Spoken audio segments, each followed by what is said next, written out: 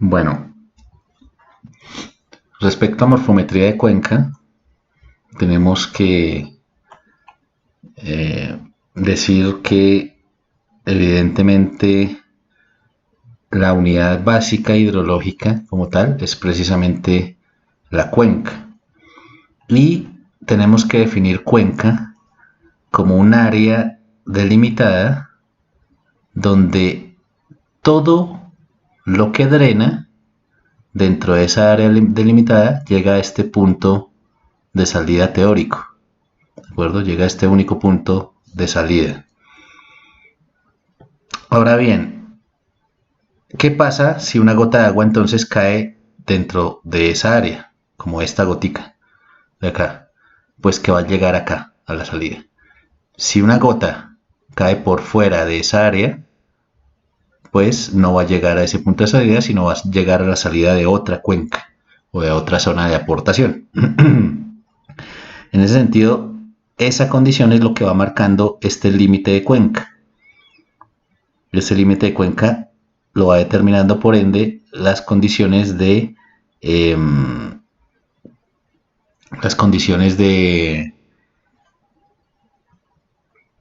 topográficas como tal, ¿vale? Entonces, en ese sentido, la topografía es la que nos va diciendo, en realidad, qué va a suceder con el límite de esa zona de aportación. Si la topografía da para que esta gotica de agua no entre en esta zona de aportación, pues hará parte de otra cuenca, ¿de acuerdo? Ahora, que llegue rápido o llegue muy despacito esa gotica de agua, o que tarde muchísimo o que no tarde mucho, va a depender precisamente de las condiciones topográficas que dan lugar a las redes de drenaje. Este río, por ejemplo, con estas vertientes, van a favorecer el hecho de que esa gotica de agua pueda llegar más rápido. Esa gotica de agua va a llegar más rápido si toma un camino o como camino esa red de drenaje. Si la gotica de agua no toma rápidamente esa red de drenaje, puede tardar muchísimo en llegar a este punto de salida.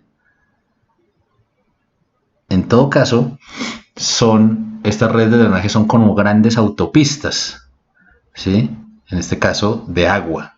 ¿De acuerdo? Entonces, si la gotica de agua toma más rápido una vertiente o una corriente de estas, pues va a llegar más rápido a la salida. Que llegue rápido o llegue despacito la gotica de agua va a depender de condiciones topográficas, va a depender de condiciones de pendiente media, de longitud de estas corrientes o redes de drenaje, tipo de suelo, etc. El caso es que lo que tarda esa gota de agua en llegar desde el punto más lejano hasta la salida de esta cuenca, le vamos a llamar tiempo de concentración, ¿de acuerdo? Y al cumplir ese tiempo de concentración y esas gotas de agua van llegando a la salida, pues esas gotas de agua en el momento en el que tocan el suelo, el transporte de esas gotas de agua, su acumulación y transporte hacia determinado punto, todo eso va a dar lugar al origen de lo que conocemos hidrológicamente como caudal, donde el flujo se acumula y la cantidad de flujo por unidad de área, digamos, o el volumen, digamos, de agua acumulado por unidad de área, pues va a dar lugar a, a, a caudal, teniendo en cuenta que ese volumen de agua pasando a través de un área transversal por unidad de tiempo, pues nos va a dar lugar precisamente a unidades de caudal, como volumen sobre tiempo, ¿de acuerdo? O simplemente teniendo en cuenta esa velocidad de respuesta, pues vamos a tener que considerar el caudal también como una velocidad por unidad de área, ¿de acuerdo? Entonces, visto a nivel de cuenca, el ciclo hidrológico, dice acá, se puede esquematizar como un estímulo constituido por esa precipitación, ¿de acuerdo? Y la cuenca transforma eso en un caudal, ¿de acuerdo? Entonces, lo que llueve acá se va reflejado en alguna parte donde yo quiera, en este caso, en la salida de la cuenca, como un caudal. Entonces, si llueve mucho, va a haber mucho caudal. Si llueve poco, va a haber poco caudal. Pero ese mucho o poco caudal también va a depender del tipo de suelo que nosotros tengamos en toda esta zona. Si nosotros tenemos un suelo muy permeable, el caudal superficial que va a llegar acá va a ser mucho menor. Si tenemos un suelo muy impermeable, como es el caso de las cuencas urbanas, pues vamos a tener aquí a la salida un caudal pues representativo superficial mucho mayor, ¿de acuerdo? Entonces eso es lo que vemos acá. Ante un estímulo de lluvia, vamos a tener esta respuesta de caudal. Este estímulo de lluvia lo vamos a representar, o esa lluvia la vamos a representar a través de un hietograma, y la respuesta la vamos a tener en cuenta en función de un hidrograma o representación de caudal en el tiempo. Entonces, que haya un pequeño desfase entre este inicio del hietograma y este inicio del hidrograma, pues va a significar simplemente que hubo algo en el tipo de suelo que impidió que las goticas de agua que llegaran acá, que cayeran, se vieran directamente relacionadas de manera inmediata como caudal. Entonces cayeron las gotas de agua y, por ejemplo, hubo algo de infiltración y eso impidió que llegaran las gotas de agua inmediatamente o representadas directamente como caudal a la salida. Entonces por eso hay un pequeño desfase. Mientras más permeable sea esto, pues mayor desfase va a haber. ¿De acuerdo? Esto sería la respuesta, por ejemplo, en una cuenca urbana, y con un mayor desfase, si lo ven, con una cuenca rural. Si en una cuenca rural, como hay mucho más infiltración, pues va a haber un mayor desfase en esa respuesta.